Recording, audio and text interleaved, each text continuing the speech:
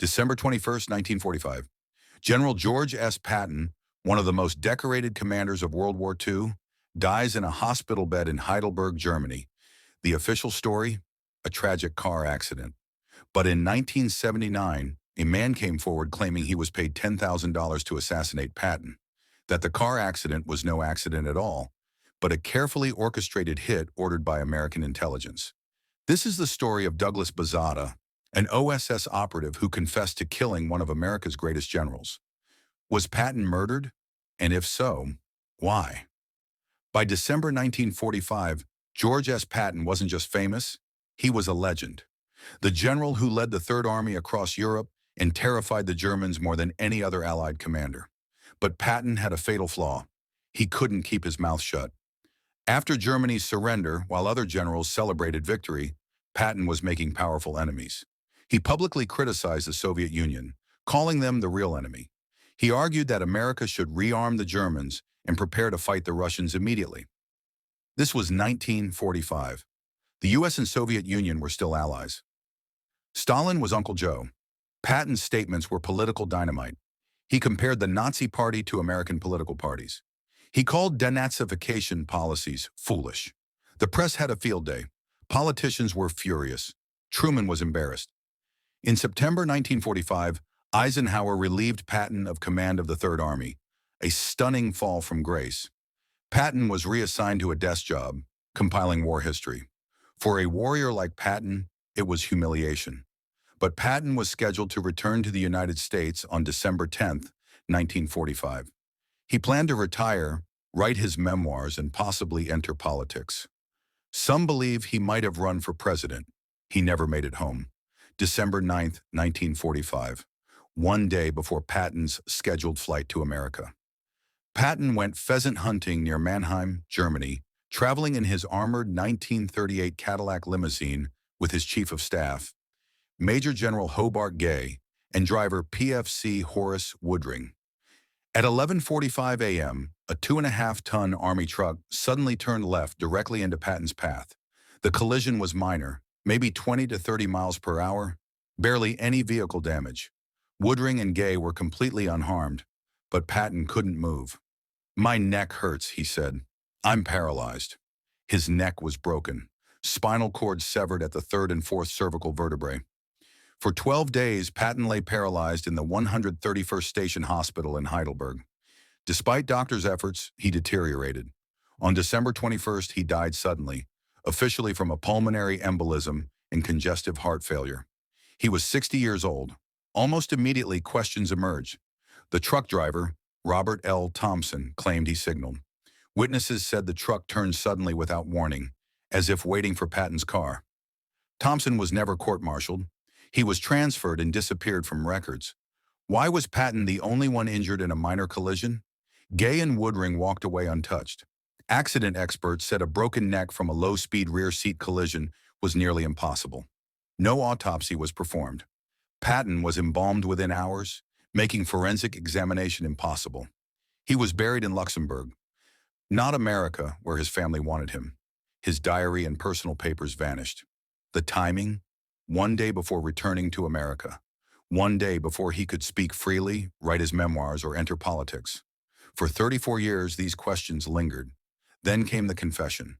May 1979, a Washington, D.C. Hilton hotel, a gathering of former OSS operatives, America's World War II intelligence agency. Douglas Bazata, a 68-year-old former OSS commando and decorated war hero, stood up. "I was ordered to kill General Patton," he announced, "and I did." The room went silent. Bazata claimed that in 1945, he was approached by OSS Director William Wild Bill Donovan. Patton had become a political liability. His anti-Soviet statements endangered the alliance with Stalin. His return to America could cause a political crisis. Bazata said he was offered $10,000, a fortune in 1945, to eliminate Patton and make it look like an accident. The plan? On December 9th, Bazata positioned himself near Mannheim. When Patton's car approached, he fired a specialized low-velocity projectile through the rear window, striking Patton's neck and head. Simultaneously, the Army truck created the accident cover story. Patton was supposed to die instantly, But he didn't. He survived 12 days, creating a problem. Some researchers suggest Patton may have been poisoned in the hospital to ensure his silence. Bazata repeated his confession multiple times over the years. He gave interviews. He wrote about it. He never recanted, but he offered no proof, no documents, no witnesses, just his word. Who was Douglas Bazata? Born in 1911, Bazata joined the OSS during the war. He parachuted behind enemy lines, conducted sabotage, worked with the French resistance. His service record was genuine and impressive. After the war, he became an artist living in Europe. Some described him as dramatic and attention-seeking. Others said he was deadly serious about his confession. Evidence supporting assassination. Patton's injuries were inconsistent with a simple car accident. The broken neck and damaged location suggested a blow or projectile strike. The truck driver gave conflicting statements, then vanished. Declassified OSS files show the agency did conduct political assassinations.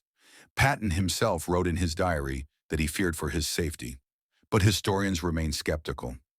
No physical evidence exists. No bullet, no projectile, no documents ordering the hit. Bazata was known for telling unverifiable stories about his wartime exploits. Medical experts say spinal injuries from low-speed collisions do happen, especially in 60-year-olds. Politically, assassinating Patton would be far more dangerous than anything he could say. Most importantly, Eisenhower, Patton's friend and superior, was devastated by his death. In 2008, historian Robert Wilcox published Target Patton, presenting new research. He suggested Soviet NKVD agents may have been responsible. Patton's anti-Soviet rhetoric made him Stalin's target. Wilcox found overlooked details, a mysterious second car at the scene never identified, witnesses reporting armed men near the crash site, strange gaps in official reports. In 2009, former Army intelligence officer Jim Speaker claimed his father told him before dying, "We got Patton." None of this is proof, but it keeps the mystery alive. The truth is, we may never know what happened on that German road on December 9th, 1945. George Patton was a complicated man, a brilliant general, a fierce warrior, a political liability, a symbol of American military might and American hubris. His death, whether accidental or orchestrated, robbed history of what might have been. We'll never know if he would have entered politics, what his memoirs would have revealed, or how his voice might have shaped the early Cold War. Douglas Bazata died in 1999, taking whatever truth he knew to his grave. He never provided evidence to prove his confession, but he never recanted either. The official story remains. General George S. Patton died from injuries sustained in a traffic accident. But consider the facts. A minor collision that somehow killed only the one person who needed to be silenced. A truck driver who was never investigated and then disappeared. No autopsy on one of America's most famous generals. Missing personal documents and diaries. The timing, one day before his return to America. A decorated OSS operative who confessed to the killing and never backed down. Witnesses reporting anomalies at the accident scene. Intelligence officers claiming, "We got Patton." Coincidence or conspiracy? Maybe Patton was simply unlucky, a warrior who survived countless battles only to die in a freak accident. Or maybe powerful forces decided that America's most outspoken general had become too dangerous to live. The questions persist, the inconsistencies remain, and 80 years later, the mystery endures. Was General George S. Patton murdered for $10,000? The evidence suggests something wasn't right about his death. Whether it was assassination, whether Bazata was telling the truth, whether the OSS or Soviets or someone else was responsible, we may never know for certain. But one thing is clear, the death of General George S. Patton remains one of the most controversial, unsolved mysteries in American military history. And maybe that's exactly how Old Blood and Guts would have wanted it. Going out in a blaze of controversy, still making people question authority, still refusing to be forgotten.